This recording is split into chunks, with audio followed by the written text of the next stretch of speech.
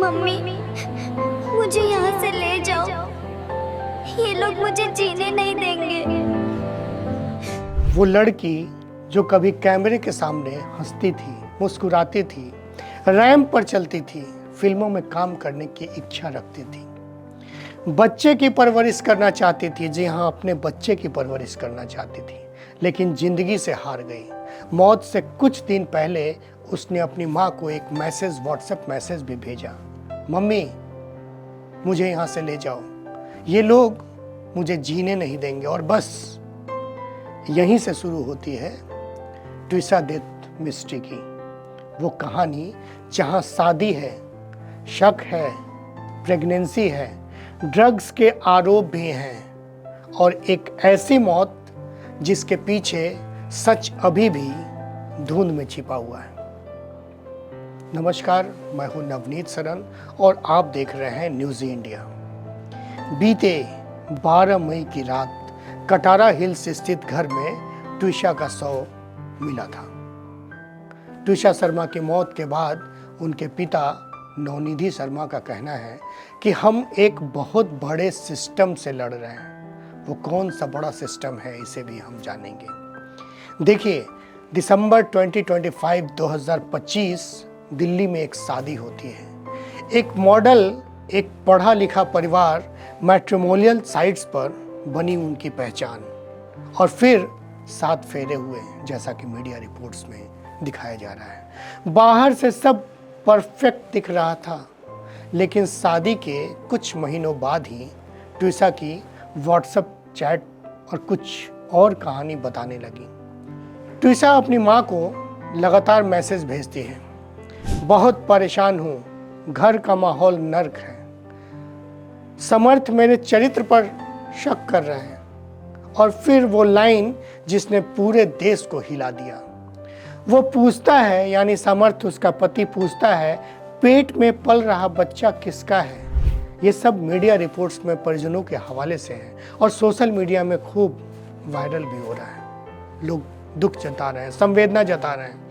सोचिए कि एक प्रेग्नेंट लड़की, महिला जो पहले ही इमोशनल प्रेशर में हो, अगर उसके अपने ही उस पर शक करने लगे तो वो अंदर से कितना टूटती होगी। लेकिन कहानी का दूसरा पहलू भी है। ट्विसा की सास गिरिबाला सिंह ने कोर्ट में जो कहा, उसने केस को और उलझा दिया। सास मदर इन लॉ का दावा है कि ट्विसा ड्रग्स लेती थी। अगर कुछ समय तक ड्रग्स न मिले तो उनके हाथ कांपने लगते थे, वो चिड़चिड़ी हो जाती थी।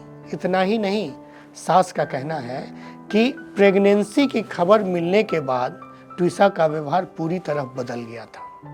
अब यहाँ कई सवाल खड़े हो जाते हैं। क्या ट्विसा सच में मानसिक प्रताड़ना झेल रही थी या दहेज प्रताड़ना? क्या उन पर शक किया जा रहा था, या फिर ससुराल पक्ष जो कह रहा है उसमें भी कोई सच्चाई छिपी है? और सबसे बड़ा सवाल, अगर घर का माहौल इतना खराब था तो किसी ने मदद क्यों नहीं की? क्योंकि आज ट्विसा नहीं है, पीछे रह गई है सिर्फ चैट्स, आरोप, काउंटर आरोप और एक प्रेग्नेंट लड़की की अधूरी कहानी। भोपाल पुलिस की बात करें, भोपाल का मामला है। भोपाल पुलिस अब व्हाट्सएप चैट, पोस्टमार्टम रिपोर्ट और कॉल रिकॉर्ड्स खंगाल रही है। पति समर्थ सिंह अभी फरार बताए जा रहे हैं कि अभी वो फरार है। अगर कुछ किया नहीं तो फरार क्यों है? उस पर इनाम भी घोषित हो चुके हैं। लेकिन सच क्या है? Suicide, mental harassment, drug angle, या फिर कहानी में अभी कुछ बाकी है? क्योंकि कई बार सबसे खतरनाक मौत वो नहीं होता जो दिखाई देता है। नग्न आंखों से जो दिखाई देता है वो सबसे खतरनाक मौत नहीं होता है, बल्कि वो होती है जो धीरे धीरे इंसान के अंदर से मारती रहती है। और शायद ट्विसा की कहानी में कुछ ऐसा ही हुआ होगा। हालांकि वो है नहीं बताने के लिए इस दुनिया में, लेकिन इस कहानी का सबसे दर्दनाक हिस्सा क्या है, जानते हैं इसे भी। ट्विसा अब कभी अपनी बात खुद नहीं बता पाएगी।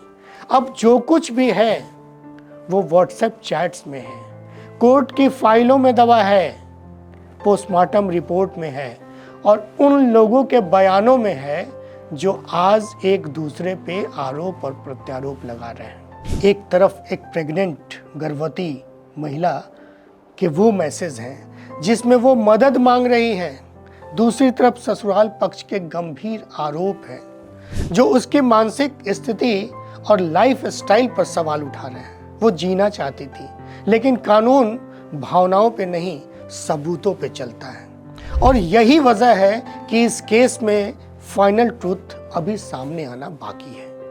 पुलिस, जैसा कि अमूमन पुलिस जांच करती है, पुलिस जांच कर रही है, कोर्ट सुनवाई करेगा, digital chats, call record, medical report सबकी पड़ताल होगी।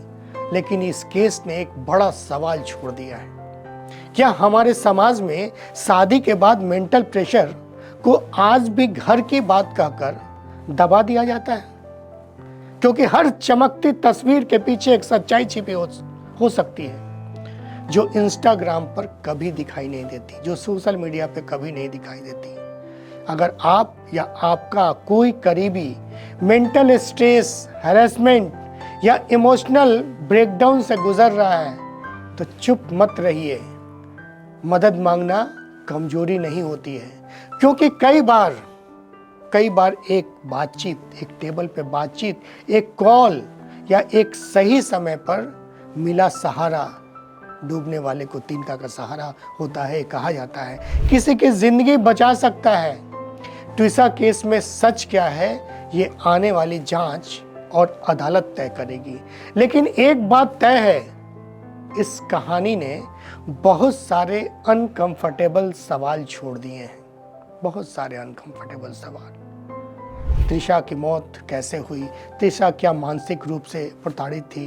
त्रिशा प्रेग्नेंट थी, सबको हमें जानना होगा कि वो प्रेग्नेंट थी, वो जीना चाहती थी। उसके मैसेज से जो सोशल मीडिया पे जो वायरल हो रहे हैं उसके मैसेज, या उसके जो परिजन हैं जो कह रहे हैं, वो जीना चाहती थी, वो बच्चे को जन्म देना चाहती थी।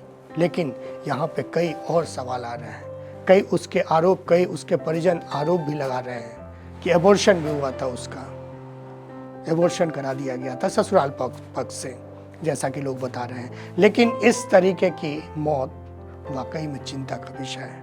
अगर आज भी इस देश में ऐसे ही प्रताड़ना, अगर पति प्रताड़ित कर रहा है, जो सिस्टम में खुलासा होगा, और उस प्रताड़ना के कारण, उस दहेज के कारण अगर किसी की मौत होती है और यंग चैप की अगर मौत होती है तो ये बिल्कुल अच्छा नहीं है।